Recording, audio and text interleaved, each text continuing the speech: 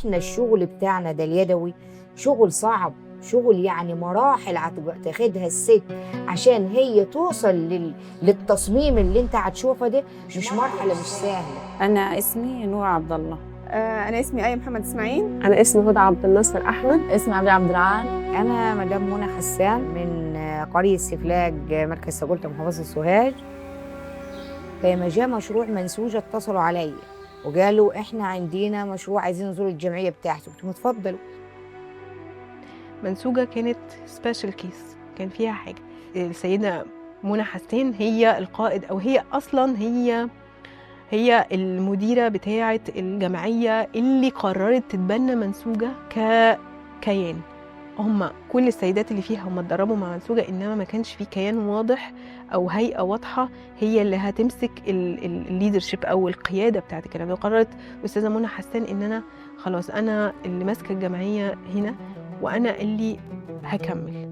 مدام منى أصلاً أنا يعني متعرفة عليها يعني من قريب، ما كنتش أشتغل مع مدام منى. احنا صنفناهم مجموعه كانت للمنسج، مجموعه للإتامين، كل واحده حسب هوايتها اللي جالت اللي لقيناها هي مهرة فيها. أخدنا التدريب وتعلمنا الحرفة وعرفنا إن احنا نعمل شغل وبس كده، ومفيش حاجة تاني. حسينا إن احنا غرقنا يعني، ووقفنا في أرض ما قادرينش نكمل ولا نرجع، اللي هم تايهين، لا عارفين هنسوقوا فين ولا هنبيعوا لمين ولا هنودي القماش فين ولا هيجي لنا مين ولا هنجيب حاجات كتيرة قوي، أسئلة كتيرة. اتكلمنا مع بعض واتكلمنا مع الجهة اللي كانت بتشتغل معاهم. طب يلا هيبقى بيعرضوا أو بنعمل كولابوريشن وبيعرضوا المنتجات بتاعتهم مع جوزي والكلام ده كله. وبعدين اختفوا لحد ما فجأة ظهروا. طب ايه يا جماعة اللي حصل؟ كان لازم خلاص البروجكت بيقفل. ودي الحتة اللي أنا يعني قلبي كده ايه يعني تعب شوية إني أحس إنه معقول بعد كل ده.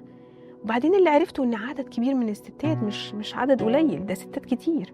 فمن هنا بقى جيت قلت لهم خلاص احنا كده هناخد زي عهد كده مع بعض إن احنا هنشتغل مع بعض، وزي ما انتوا هتقدروا تشتغلوا احنا كمان هنقدر هنحاول ونبذل كل طاقتنا إن احنا نشتغل، وهنعمل شغل أنا أتخيل إنه هيبقى من أحسن الحاجات اللي هنطلعها، ويبقى ليه شكل تاني خالص وبيعبر عنهم تماماً.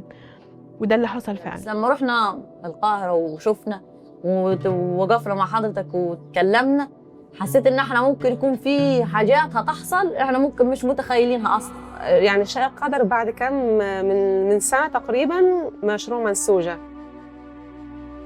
عند معرفة جوزي حط تحتيها 150 خط، دي معرفة الخير بالفعل. أنا لما دخلت عليكي كأني نعرفك ليا 100 سنة، حسيتها ست جدية عايزة شغل، يعني عايزة شغل، لأن هي أنا لقيتها مرجعة لي شغل من منسوجة على نقطة. عارفة دي زي دي لقيتها معلمها، لا والنظام معلمها وحاطة مدبسها وحاطة الورقة عليها، وعرفت إن البقعة دي في الحتة الفلانية دي في المكان ده. وفي ساعتها قلت لهم طيب بصوا، اولا لازم نراعي المعايير بقى بتاعت انه الحاجات تبقى ما يجيش فيها بقعه، ما يجيش فيها فتل، ما يجيش فيها حاجه. الخيوط اللي بتستخدم تبقى معروف مكانها، معروف جايه منين علشان ما تسبب لناش مشاكل. الاختيار بتاع الموتيفات والحاجات دي كلها، انما انا ده مش معناه ان انا بحدد افكاركم، مش بحدد احلامكم، مش بحدد اي حاجه، انما بقول لكم المعايير اللي هتخليني انا وانتوا ننجح، نروح في حته تانية خالص، وهيبقى ليكي شخصيتكم، شخصيه سوهاج. ويقولوا جوزي هي اللي هتسوق لكم وهي اللي هتاخد الشغل بتاعكم وهتعرض عنهم، بس هم لازم كانوا يصمموا علينا ان ما يكونش في اي غلطات. أنا بالنسبة لي منسوجة ما كملتش سنة ونص، ما كملتش السنة ونص. ده البنات ربنا يبارك لهم هم متقنين في العمل قوي. انا متجوزه ومعايا 3 اولاد، وعيالي اول ما يشوفوني جاي الجمعيه ولا حاجه يقولوا الشغل يا ماما وخدينا معاكي، وعايزين بنتي الصغيره دي عايزه تتعلم، تقول لي يا ماما ورينا هيتعمل ازاي. كسيدات نقعدوا في البيت نقضوا مقدارنا، اللي هو لو في مواعين غسيل اي حاجه هنخلصوا مقدارنا الاول عشان ما تحصلش مشاكل ونتطلقوا بعيلتنا. أول ما يعني أخلص اللي ورايا بمسكه. فأنا عندي القاعدة اللي أنا هتمثل الشغل ده، وأنا متأكدة منهم ومن نظافة إيدهم. عبير قالت لي لازم هتشتغليه، هتعرفي تشتغليه. فرحت اشتغلتها بعتنا لحضرتك وعجبك، فده شجعني اكتر ان انا اشتغل فيه ونكمل يعني شغل. انت حضرتك لما قلت الاستاذه منى وقالت لي فعلى التلبستين، فانا قلت في الاول مش هينفع عشان التلبستين الابره مش هتمشي فيهم وكده، فجربت خدت يعني اول تلبيسه وكده فالحال مشى، فقلت الحمد لله. بس والله خد وقت وخد شغل ويعني تعب والله. رن يا صفاء تشتريش حاجه صوي، ابعتيلها، يا ربما يكون في تعديل، يا ربما يكون في حاجه غلط، صوري. وهي كنت ما نسمع الحمد لله يا رب، ونشدد ونصلي لله ونقول الحمد لله اللي احنا وشنا هيتبيض معاها. كل اللي حواليك طب هتشتغلي ايه؟ طب هتطلعي ايه؟ هتروحي سوهاج؟ هتروحي وحدك؟ مش عارفه ايه. في حاجات كتيره كانت جابتنا ان احنا ترجعنا 100 خطوه ورا، بس انا برضه عشان عايزه نوصل لهدف معين وفعلا وصلنا له. احنا رحنا معرض تراثنا، قارنا الشغل بتاعنا بشغل ناس تانية، كنا فخورين بنفسنا ان احنا كنا مميزين عن غيرنا. النتيجه الحمد لله طلعت كويسه خالص. ده بالنسبه لي انا برافو جدا.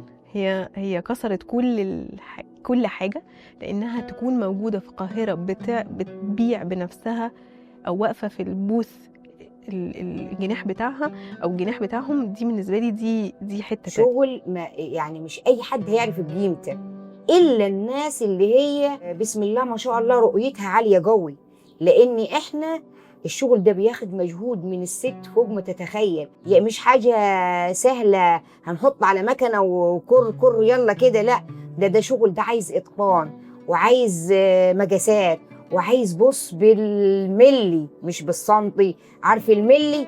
يعني انت لما تمسك الشال كده وتحس ان غرزه بس كده مايله سنه، لازم نفك الغرزه مهما هياخد مني وقت، عشان ما ينفعش انا بعد ما وصلت للحاجه القيمه زي كده وحاجه مميزه والناس حباها ان انا لا اهمل فيها. انا لازم بالعكس، انا لازم نبدع فيها اكتر. انا هنقولها ليهم ولغيرهم ولاي حد، الجمعيه دي ملك البلد كلها.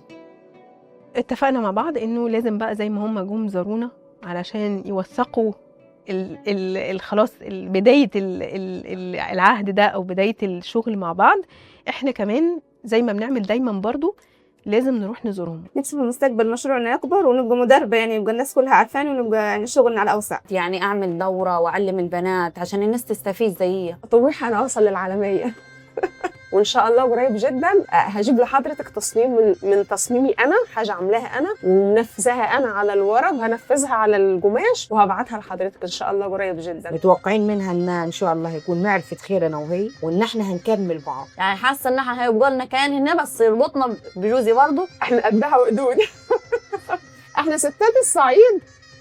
بس اقول لك اجيل عليا الشغل ده طالع من القلب، طالع من المنبع. فنعدي في الحديد، احنا ما عادي ما يهمناش. لكن لو انا معايا مهنه ولو انا معايا صنعه في ايدي، صنعتي دي هي سلاحي، هو ده رزقي، هو ده الخير اللي داخلي. متى الدخل اللي جاينا من بره ده دايم، ده يملك ايدك، ده يملك دراعك، لان رأي المثل قال لك كتفك تدور محصره.